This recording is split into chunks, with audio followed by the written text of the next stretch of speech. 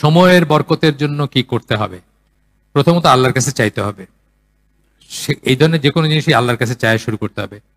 এটার উপর আমার একটা লেকচার আছে, আপনারা দেখতে পারেন। এটা অনেকদিন আগের একটা ইনকিলাবে আমার একটা লেখা উঠছিল, যখন আমি লিখতাম, লেখালেখি করতাম আর কি।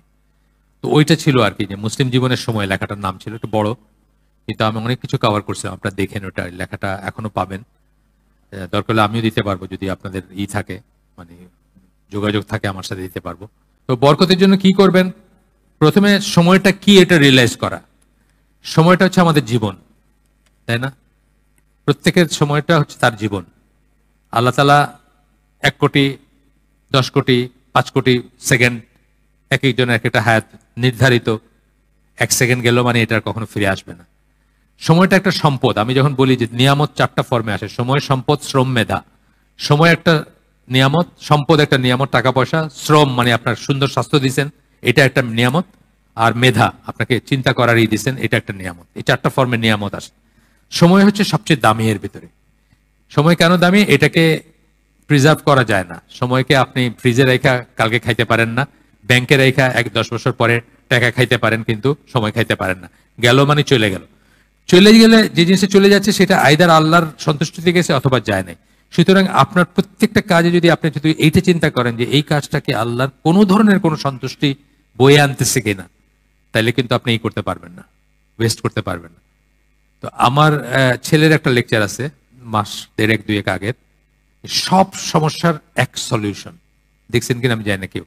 ওখানে কি বলছে, যে সার্বক্ষণিক জিকিরের কথা বলছে, যে আপনি একটা মোমেন্ট আপনার এইটাকে খালি রাখবেন না। খালি রেখে ওখানে খারাপ জিনিস ঢুকতে দিবেন না।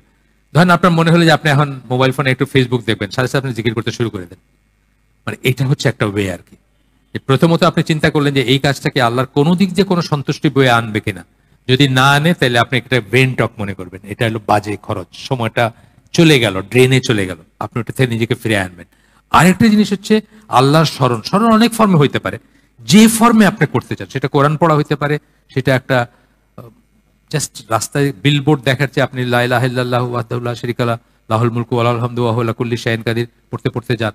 বিলবোর্ডের দিকে তাকায় আপনার কি লাভ আছে? একটা পাপ হবে বা 2টা পাপ হবে। অহেতুক ভেন্টক যেটাকে আমরা বলি, অহেতুক কথা বলতেছি আপনার আমি। মানে ধরেন কোরবানির গরু কত দিয়ে কিনছেন, তো আমারটা এই ছিল, কি কি লাভ আছে? এটা আল্লাহর সাথে আপনার হিসাব, কোরবানির গরু কি কিনছেন, তাই না?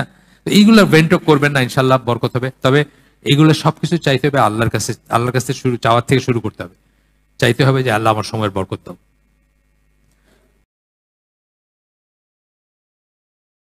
সময়ের বরকতের জন্য কি করতে হবে? প্রথমত আল্লাহর কাছে চাইতে হবে। এই ধরনের যে কোনো জিনিসই আল্লাহর কাছে চাইয়া শুরু করতে হবে। এটার উপর আমার একটা লেকচার আছে, আপনারা দেখতে পারেন। এটা অনেকদিন আগের একটা ইনকিলাবে আমার একটা লেখা উঠছিল, যখন আমি লিখতাম, লেখালেখি করতাম আর কি। তো ওইটা ছিল আর কি, যে মুসলিম জীবনের সময় লেখাটার নাম ছিল, একটু বড়, কিন্তু আমি অনেক কিছু কভার করছিলাম। আপনারা দেখেন, ওটা লেখাটা এখনো পাবেন। দরকার হলে আমিও দিতে পারবো, যদি আপনাদের থাকে, মানে যোগাযোগ থাকে আমার সাথে, দিতে পারবো। তো বরকতের জন্য কি করবেন? প্রথমে সময়টা কি এটা রিয়েলাইজ করা। সময়টা হচ্ছে আমাদের জীবন, তাই না? প্রত্যেকের সময়টা হচ্ছে তার জীবন। আল্লাহ তাআলা 1 কোটি, 10 কোটি, 5 কোটি সেকেন্ড, এক একজনের এক একটা হায়াত নির্ধারিত। 1 সেকেন্ড গেল মানে এটা কখনো ফিরে আসবে না। সময়টা একটা সম্পদ। আমি যখন বলি যে নিয়ামত 4টা ফর্মে আসে: সময়, সম্পদ, শ্রম, মেধা। সময় একটা নিয়ামত, সম্পদ একটা নিয়ামত, টাকা পয়সা। শ্রম মানে আপনার সুন্দর স্বাস্থ্য দিয়েছেন, এটা একটা নিয়ামত।